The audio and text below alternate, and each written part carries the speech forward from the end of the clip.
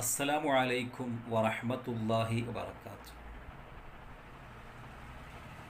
പരിശുദ്ധമായ മദീന, അള്ളാഹുവിൻ്റെ റസൂൽ സല്ലല്ലാഹു അലൈഹി വസല്ലം തങ്ങൾ മക്കയിൽ നിന്നും ഹിജ്റ പോയത് മദീനയിലേക്കാണ്.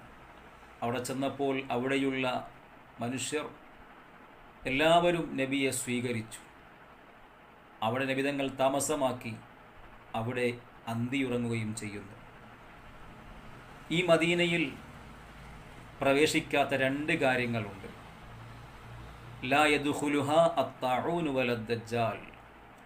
ഈ മദീനയിൽ പ്രവേശിക്കാത്ത രണ്ട് കാര്യങ്ങൾ, പ്ലേഗ് രോഗവും ദജ്ജാലും. പരിശുദ്ധമായ മദീനയിൽ കടക്കാൻ കഴിയില്ല. ആ മദീനയിൽ അള്ളാഹുവിൻ്റെ മലക്കുകൾ കാവൽ നിൽപ്പുണ്ടെന്ന് ഹദീസിൻ്റെ ഗ്രന്ഥങ്ങളിൽ കാണാം.